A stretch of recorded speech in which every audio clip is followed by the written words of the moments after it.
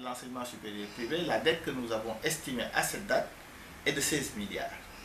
16 milliards, pourquoi? Parce que sur l'année 2017, il y avait à peu près 32 000 étudiants qui étaient dans l'enseignement supérieur pour une facture globale qui tourne autour de 14 milliards, y compris la dette, une partie de la dette de 2016 qui n'avait pas été payée. Quand il y a eu des remous dans la période de février-mars, l'État a peut-être utilisé le budget dans la LFI, dans la loi de finances initiale, qui était de 5 milliards, voire 6, qu'ils ont utilisé pour solder une partie de la dette. Donc sur cette dette, il restait à peu près 7 milliards, voire 9 qui n'ont pas été payés, parce que c'était environ 14 milliards, voire 15. Et sur cette partie, 6 milliards ont été payés, donc vous comprenez qu'il restera à peu près entre 7, 8 et 9 milliards. Donc c'est des montants que le ministère doit en tout cas préciser. Sur l'année 2017-2018, ils nous ont, à cette date, il y a à peu près 28 000 étudiants qui sont dans l'enseignement supérieur privé, pour une facture globale qui tourne autour de 11 milliards, voire 12. Et à cette date, dans le contrat, ils devaient payer à cette date les 8 milliards, les 50% de la dette devait être épongée déjà depuis longtemps. Et au moment où nous parlons, l'école, nous avons terminé tous les enseignements. Donc, il devait donner 75% de cette facture, et d'ici le mois de fin juillet, les autres 25% devaient être donnés. Et à cette date, donc la globalité de la dette de 2018, qui concerne à peu près 30 000 étudiants que nous avons pris en charge, l'équivalent de l'ensemble des universités régionales. Il faut que les choses soient assez claires. La population ne comprend pas que l'enseignement supérieur privé est en train de régler une question cruciale. Règle d'abord la question de la qualité, parce que la qualité de notre enseignement n'est pas irréprochable, parce que c'est une formation qui respecte les normes de l'UNESCO, au plan des effectifs, au plan des locaux, mais aussi au plan des intervenants et surtout la professionnalisation qui me semble être un des pans les plus importants qui permet de diviser l'apprentissage en 50% de parties théoriques et 50% de parties pratiques tenues par des professionnels avérés qui sont responsables de très haut niveau dans la hiérarchie des entreprises qui dispensent ces enseignements, d'où un taux d'insertion extrêmement important qui frôle des fois les 80% des diplômés de master et peut-être plus de 60% des diplômés de licence qui me semblent insérés jusqu'à une date récente en tout cas. Alors, donc si cet enseignement supérieur privé englobe aujourd'hui l'équivalent de plus que l'université de Saint-Louis, qui ne fait pas 15 000 étudiants, l'université de Bambey, n'en parlons pas, l'université de Ziguinchor, réunis, sont aujourd'hui au sein d'une seule université privée qui est de 15 000 places pour son budget global qui n'atteint pas 15 milliards.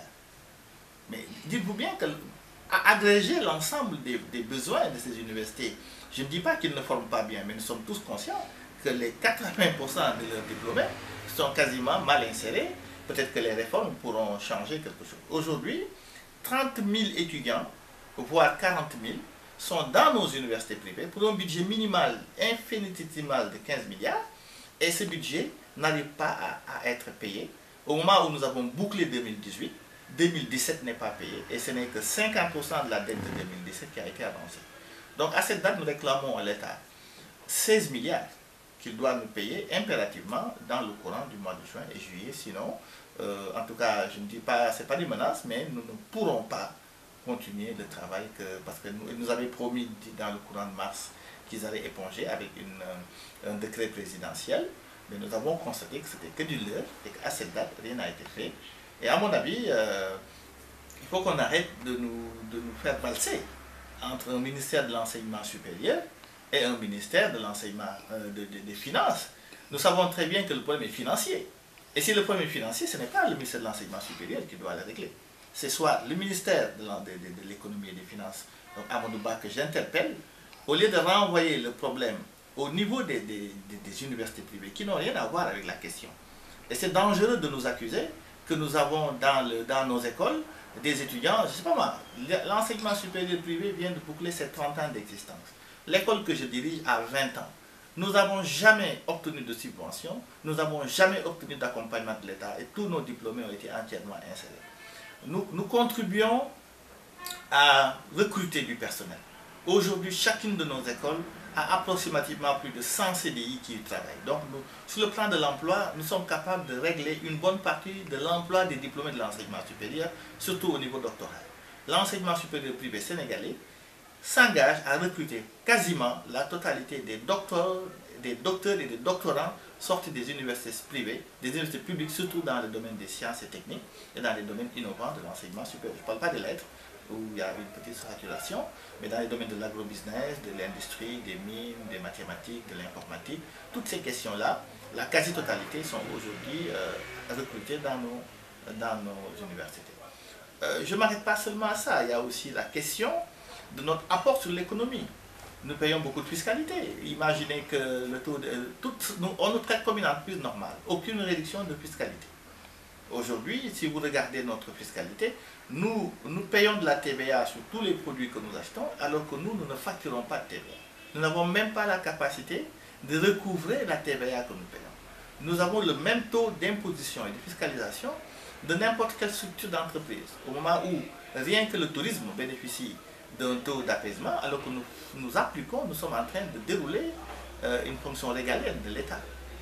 Quand on a une fonction régalienne, la formation, l'apprentissage, la construction d'un capital humain capable d'endosser le développement de l'Afrique, capable d'endosser l'émergence du Sénégal, je pense que nous méritons mieux que cela. Et au lieu de laisser tomber des universités qui sont en train de faire des efforts, nous demandons au président de la République de prendre l'affaire en main. Le problème, une dette est due, une dette est acceptée.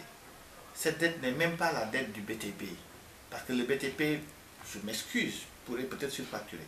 Nous avons accordé une réduction de 50% à l'État du Sénégal. L'État ne nous paye que 400 000 francs par étudiant. 400 000, vous imaginez, tout qu'on fait. Et dans les 400 000, les 15% sont déjà mangés par les banques, parce que nous sommes obligés de recourir à des découvertes bancaires et à des avances sur facture qui nous coûtent la croix et la bannière. Donc 15% du montant déjà est parti, presque 100 000 francs sont perdus en des tracasseries financières, compte non tenu de la fiscalisation qui est appliquée. Donc un étudiant du public ne nous coûte même pas 300 000. Vous imaginez 300 000, vous voulez faire de la qualité, ça pose problème. Donc il faudrait que l'État fasse des efforts. D'abord, en augmentant le coût tarifaire d'un étudiant, qui me semble connu par eux, c'était 800 000 francs qui étaient demandés.